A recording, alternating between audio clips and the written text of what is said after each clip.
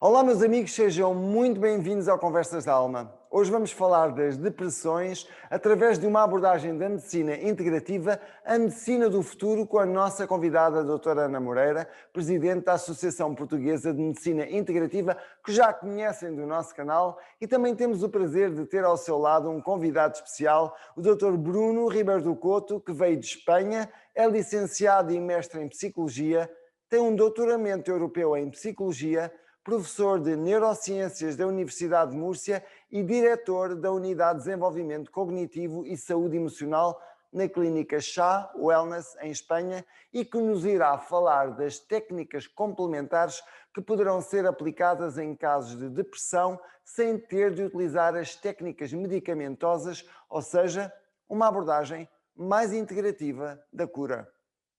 Lembrem-se de subscrever o nosso canal, colocar um like, que é muito importante para nós. E como sabem, o foco do nosso canal é a verdade, liberdade, ciência, saúde e espiritualidade. Sigam-nos no Facebook em Conversas da Alma e no Instagram em canal Conversas da Alma. Obrigada pelo convite. Não, eu é que agradeço.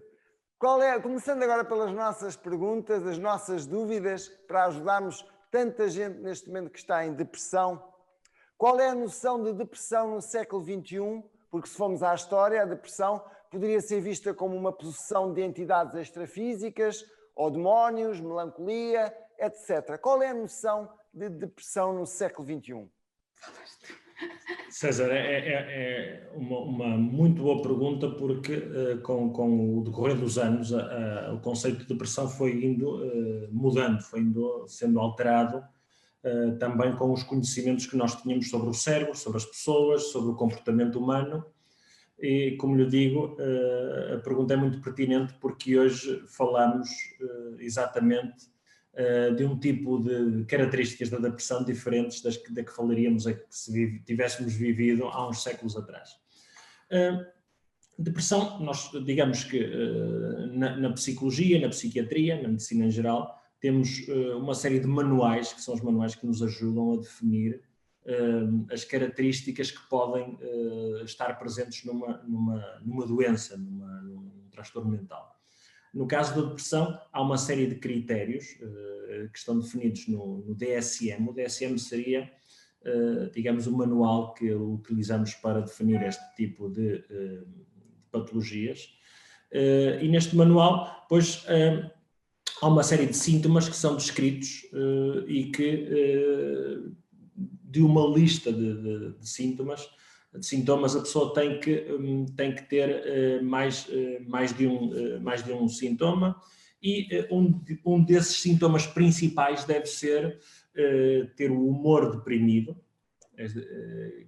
ou seja, o estado de ânimo depressivo, e também, de alguma forma, ter perdido o interesse ou o prazer em algumas das atividades que realiza. Falamos de alterações do sono, por exemplo, como um dos sintomas. Podemos falar do cansaço, da fadiga. Podemos falar das capacidades cognitivas diminuídas, ou seja, cansaço mental, capacidade diminuída para pensar, para concentrar-se, sentir-se com pouca energia. É uma das coisas que muitas vezes as pessoas chegam à consulta com pouca energia, e muitas vezes precisamos de ver se há outro tipo de patologias que estão aí também a interferir com esses sentimentos. E, ao mesmo tempo, que é o que nós mais falamos, não é? Que é a tristeza e sentir-se aborrecido, sentir-se triste e aborrecido. Quer dizer, como não há nada que nos seja capaz de dar um bocadinho de prazer ou que tenhamos interesse por isso. Isso podia ser, hoje em dia, digamos, o quadro geral da depressão. César, porque é que eu disse-lhe, depois de ter descrito isso, porque é que lhe estou a dizer que é sem dúvida uma pergunta muito interessante? Porque atualmente, com a pressão que nós temos em cima, derivada da pandemia que estamos a sofrer, há muita gente que nem sequer tem a oportunidade de fazer o check-in, de se fazer a autoavaliação para saber se está a sentir isto ou não. Quer dizer, sentimos tanta pressão para continuar, não é? Temos que pagar contas, temos que aproveitar o pouco trabalho que temos que continuar, se somos profissionais da saúde, temos que continuar a ajudar mais pessoas. Quer dizer, há tantas pressões que muitas vezes não temos a oportunidade de parar e pensar se efetivamente... E inclusive é de regenerar, não é? De regenerar o sistema e de poder ganhar forças, no fundo, para equilibrar toda essa pressão que está sobre as pessoas. Sim, não é? o que eu acho é que ainda é mais do que isso. O que ele está a querer dizer é: estamos a encontrar muitas pessoas com depressão que nem sequer sabem que estão em depressão. Pois é isso. Ou seja, a lógica é, vamos vivendo a vida do dia-a-dia porque temos que acordar, os que vamos trabalhar temos que sair de casa, as pessoas que estão em teletrabalho continuam a trabalhar em teletrabalho, os que ficaram desempregados, pois isso ainda mais agrava, e com isto tudo, muitas vezes as pessoas sentem-se sem vontade, sem ânimo, sem motivação, tristes, com problemas de sono, e acham que é porque não saem de casa, porque a vida alterou, e nem sequer têm a noção de que isso possa ser uma doença. Estamos a falar de um conjunto de características, não é? Que nós chamamos em medicina sinais e sintomas, em que a pessoa se enquadra num determinado tipo, que neste caso o que viemos aqui falar hoje é na depressão, ou num estado depressivo, digamos assim. César, repare nessa capacidade que o César fala de regenerar. Eu peço às pessoas que o seguem que tenham paciência comigo e eu vou tentar falar em termos de termos que sejam entendíveis. Repare uma coisa. Se nós pensarmos, César, o que é que nos mantém vivos aos animais, nós vamos ver que fazemos uma série de comportamentos, temos uma série de condutas, temos que fazer uma série de coisas. Se nós pensarmos bem, tem que haver alguma coisa no nosso organismo, no nosso cérebro, no nosso corpo, que impulse e que nos mantenha a fazer essas coisas. Por exemplo, vamos imaginar um animal que tem que sair a caçar. Quer dizer, o gajo vai se cansar e tem que correr e não sabe se vai conseguir apanhar a presa. Quer dizer, de onde é que está a satisfação de comer para se manter vivo? Ou no nosso caso, nós também, pelas teorias evolutivas, quer dizer, nós também temos que fazer... Também caçamos. Muitas vezes somos caçados. Repare, nós temos que fazer um esforço, para fazer uma série de atividades. Estas atividades que nós fazemos para nos mantermos vivos estão marcadas no nosso cérebro, num circuito que chamamos o circuito de recompensa cerebral. Ou seja, há umas estruturas no nosso cérebro que cada vez que nós fazemos qualquer comportamento para nos mantermos vivos, se ativam. Em que zona do cérebro? Cá atrás, no centro, à frente? Em que zona? Isso é muito interessante a sua pergunta. César, muito inteligente da sua parte. Efetivamente, estas estruturas estão metidas muito no centro do cérebro. Porque o cérebro, digamos que... Pineal, é isso? Temos uma parte de córtex pré-frontal que também está envolvido neste sistema de recompensa cerebral. Não anda muito longe, mas estamos a falar, vou-lhe dizer aqui uns nomes para as pessoas saberem, este gajo sabe muito, que é a área. Há cientistas também no canal. Exatamente por isso mesmo. Esses eu peço-lhes desculpa se cometo algum erro, mas temos a área do tegmento ventral, a área ventral do tegmento, temos o núcleo accumbens e temos o córtex pré-frontal. Este circuito... O córtex pré-frontal para as pessoas... Exatamente, tinha razão. É a chamada cornadura, por trás da cornadura. Então, cada vez que nós realizamos qualquer comportamento para nos mantermos vivos, neste sistema libertam-se uns neurotransmissores, umas bolinhas, como diz a doutora Iana, uns neurotransmissores que neste caso é a dopamina. Sim. Então, imaginem no caso do ser humano. Cada vez que o ser humano come, bebe, tem relações sexuais, cuida dos seus filhos, dorme, tem êxito, está com os amigos, faz desporto, liberta-se neste sistema dopamina. Repare, muitas vezes numa depressão não temos este tempo que o César falou de regenerar o sistema, não temos o tempo suficiente para conseguirmos libertar ou para fazermos coisas suficientes para libertar esta dopamina. Esta dopamina dá-nos, digamos... Ânimo. Exatamente. Repara, os primeiros antidepressivos, há dezenas de anos, eram substâncias que tentavam, de forma química, aumentar a dopamina. Mas aquilo não correu muito bem, porque a malta ficava um bocadinho prisioneiro daquelas substâncias, daquelas drogas. Mas eram as substâncias. Eu só lhe posso dizer uma coisa. Não é para eu tomar, porque eu tomo drogas, mas já há quem tome. Há algumas substâncias que ainda hoje são utilizadas. O que é cannabis? Cannabis? Neste caso, não. Neste caso, uma substância que interfere diretamente neste circuito é, por exemplo, a cocaína. A cocaína. Diretamente no circuito. Incrível. Mas repare, todas as drogas, todas as substâncias que o ser humano abusa, ou potencialmente são abusivas, produzem direta ou indiretamente uma libertação de dopamina no circuito da recompensa cerebral. Por isso é que causam dependência. Exatamente. Por daí isso é que nós ficamos das pessoas de algumas pessoas com as drogas. É isso que estamos a explicar. Exatamente. Agora estou a perceber. Isto, o César já sei que nos vai convidar para outra palestra sobre isto. Para conversa sobre as drogas e como é que funciona. Muito interessante. Sobretudo sobre a cannabis, porque, como nós sabemos, há muita coisa a dizer sobre isso e os efeitos no cérebro e no sistema. Exatamente. Mas neste caso, eu estava-lhe a falar neste tal sistema de recompensa cerebral pelo seguinte. Imagine que nós não temos esse espaço de regeneração suficiente para libertar essa suficiente substância que é a dopamina no nosso cérebro. Não temos suficiente tempo para estar com os amigos, não temos tempo suficiente para estar de bom ânimo a fazer coisas com prazer com a família. É tudo uma carga, vemos tudo como uma carga. Coisas prazerosas, no fundo, não é? Exatamente. Sim, levantamos-nos e não temos aquela sensação de que bom que mais um dia, mas a sensação de outro dia. Pronto. Graças a Deus que eu nunca sinto isso. Pronto. Sabe que eu costumo dizer uma coisa na brincadeira, quando as pessoas sentem isso, que chatice outro dia, voltem-se a deitar, fechem os olhos, façam de conta que estão a dormir e abrem os olhos a sorrir. Eu pensava que ia dizer, façam sexo e depois... Bom, está bem, se puderem, mas estamos a falar de pessoas que não lhes apetece fazer sexo, ok? Claro. Ou seja, nós estamos a brincar e a tentar aligerar o assunto. É isso. Mas é uma coisa muito grave.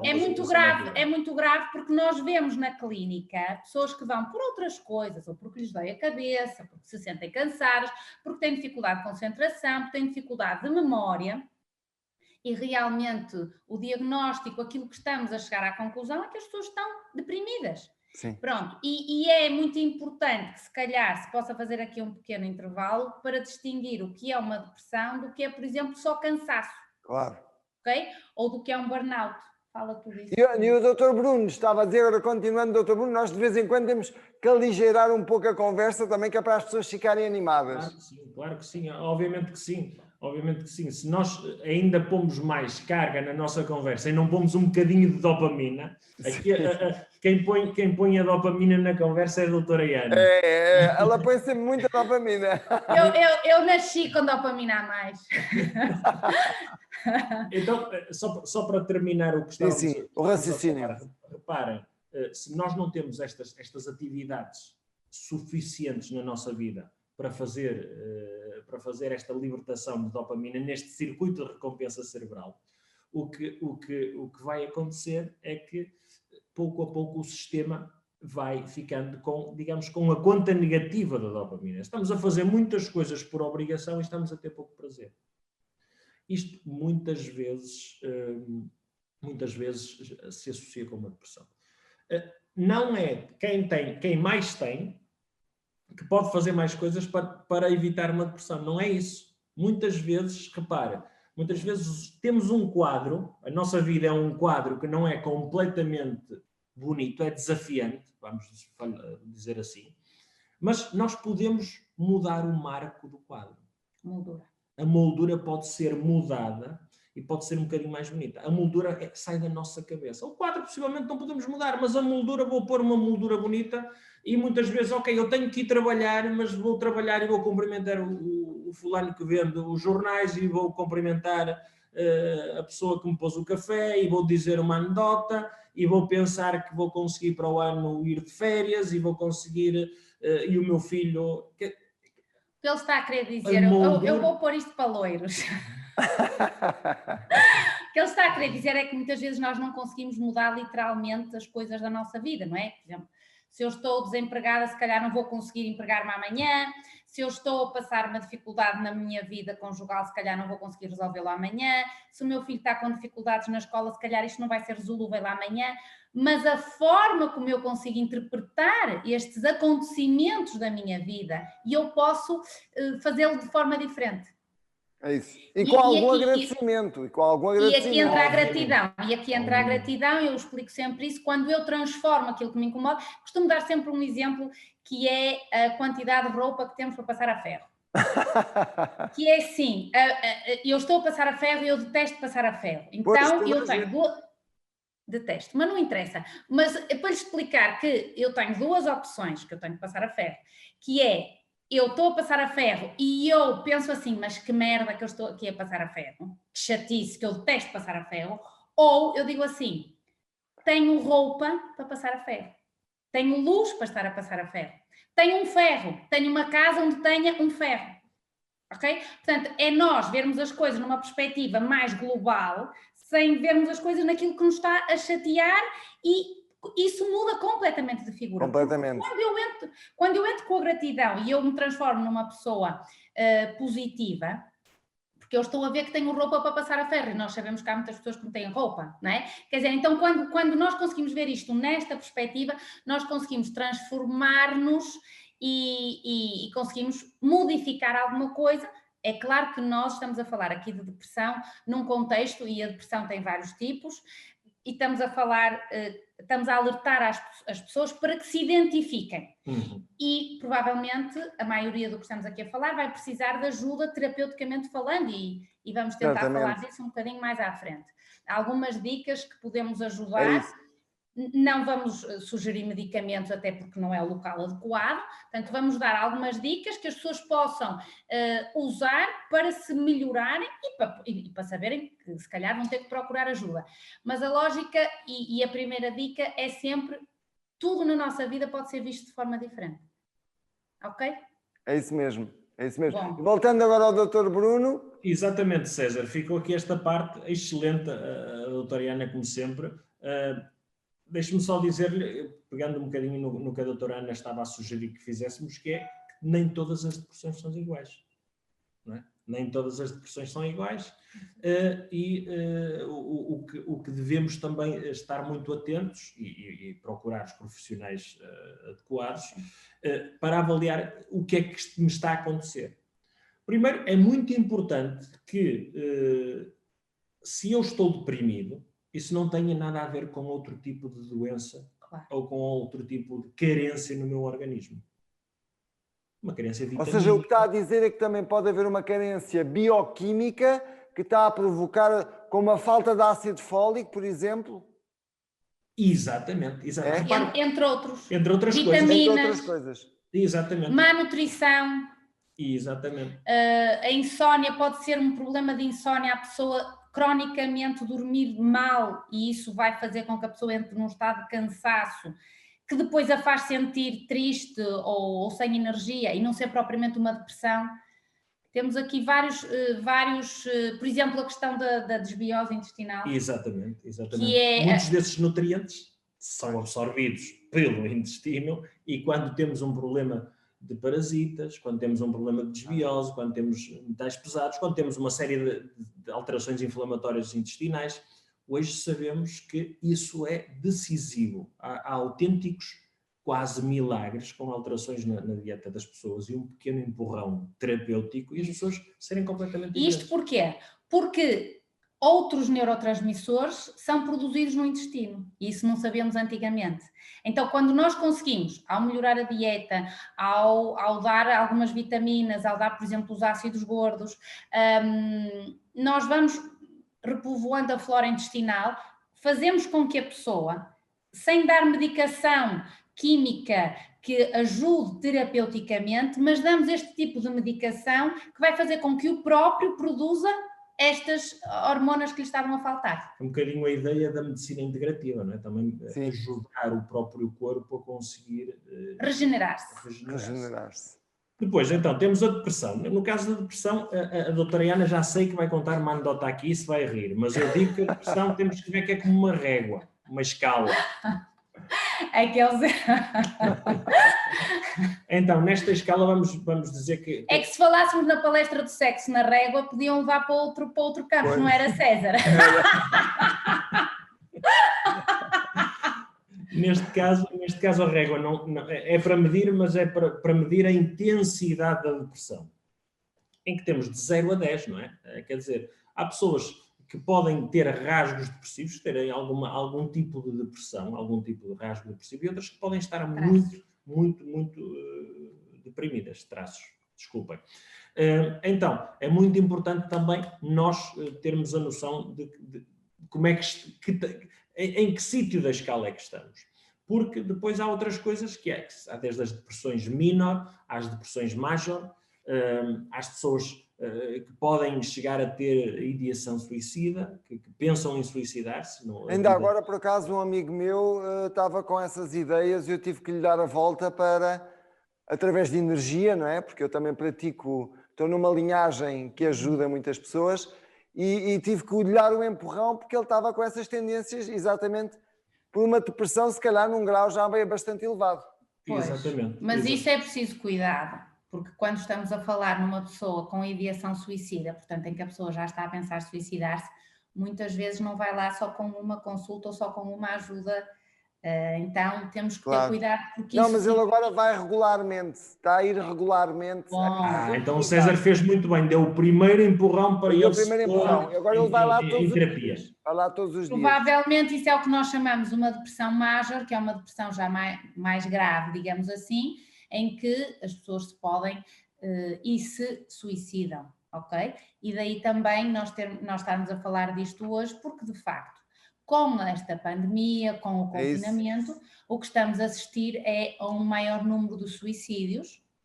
E também eu penso que era interessante falarmos aqui qual é a frequência da depressão na atualidade, porque os números oficiais dizem-nos uma coisa, mas na consulta, ou seja, do ponto de vista empírico, nós achamos que talvez estejamos a assistir a mais casos de depressão do que aqueles que estão relatados. E daí esta chamada de atenção para as pessoas se analisarem e verem se realmente, porque se eu estou triste um dia, ok, foi aquele dia e não acontece nada e amanhã estou mais bem disposta, mas se já estou assim há meses, se tenho uma incapacidade de querer sair, se não tenho vontade de me divertir, se não tenho vontade de fazer nada, nós temos um nome para isto do ponto de vista médico, então aí estamos na altura de intervir. E nós dizemos, portanto, nós temos aqui descrito uma percentagem a cerca de 20% de casos mais ligeiros de depressão, do ponto de vista estatístico, mas eu acho que é falso. Ou seja, eu acho que neste momento é superior. Sim. Eu creio que 50% e não sei se não será mais. Claro, estamos a meter tudo no mesmo saco, não é? Agora, o que é que acontece? Com o confinamento, com o medo que se está a colocar nas pessoas, daquilo que se poderá passar no mundo, que nós não sabemos. Portanto, estamos a assistir às redes sociais, estamos a assistir à televisão e estamos a passar uma imagem negra, que não sei se será assim tão negra, mas não vou falar sobre isso hoje, não faça perguntas. Pronto, então o nosso conselho, bem, não sei se é o nosso, pelo menos é o meu, ele às vezes não diz tanto isso.